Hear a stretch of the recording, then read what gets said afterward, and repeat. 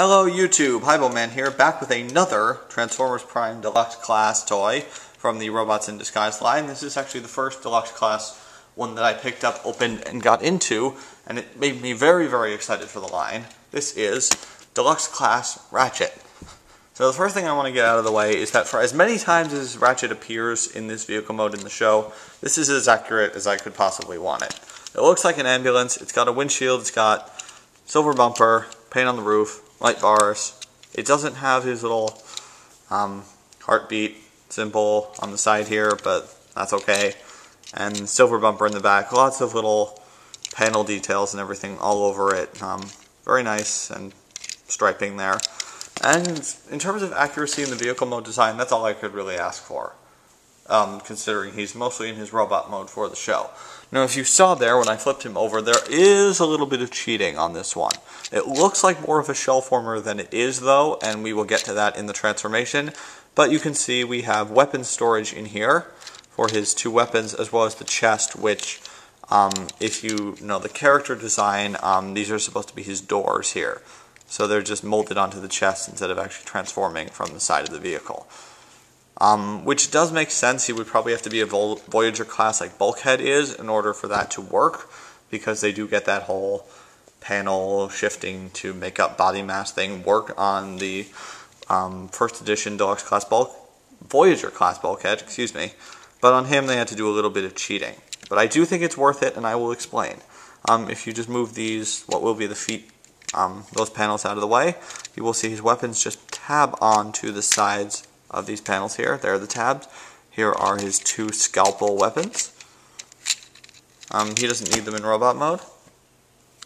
But here they are. They are made of a very soft silver plastic. Pegs on each one so that they can fit into his hands, and slots there for the tabs that they use to attach to the vehicle mode. The only other thing is he rolls pretty well. There's a couple issues with the front wheels here, just scraping against panels and things in here, but there's a lot of transformation that goes on around here, and he still will roll perfectly fine on his own, even if not all four wheels are doing the rolling. So, to get into that transformation that I've been talking about that makes this not a shell former, you start here on the sides, and you just untab these panels. You do that so you can free up these pieces on the sides that will be forming the arms. They are tabbed in underneath to the side panels, and you have to be careful. Just with the side panels in general, and I will get more into that as we get closer to their part of the transformation. Again, just untap these from the door panels very carefully. Take the whole piece and rotate it up to the side. Now you can see we're starting to free this up. You need to be aware of all the tabs that are on this panel so that you don't break any of them, because this is one giant piece of translucent painted plastic. So you have this tab on each side which hooks over the arm pieces that we just took out. There are these little tiny tabs in here which peg into the back of the robot mode.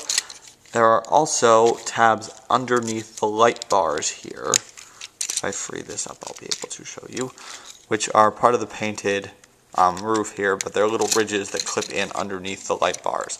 So once you get those pieces freed up, the next thing to do is separate the legs.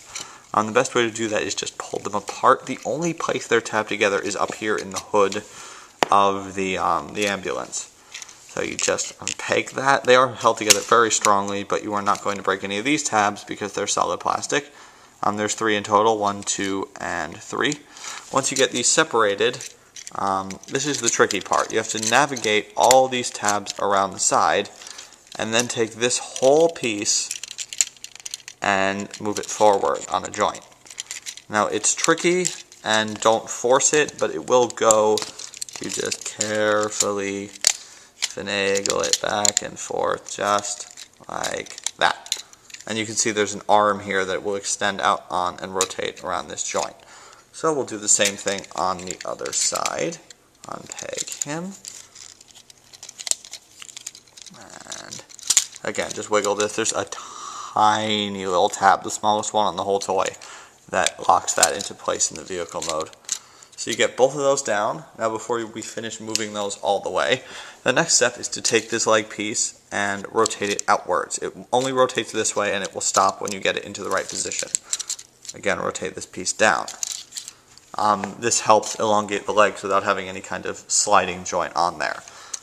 Then you fold these down to form the backs of his legs, open up the feet, and we have legs. Now, the official instructions will not tell you about this part, but the best way to lock these in place, and it's actually part of the design, you will see there's a little slot sort of built into this not sculpted area.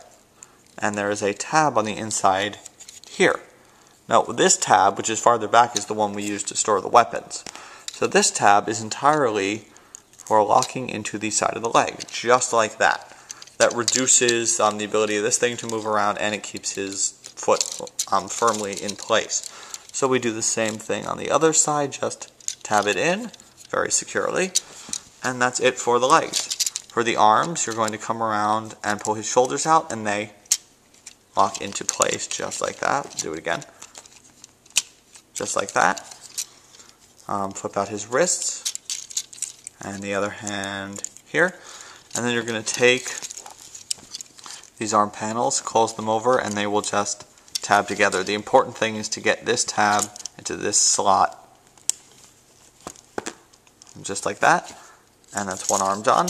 Second arm, right there. Again, they don't click, but you'll feel it when it goes into place.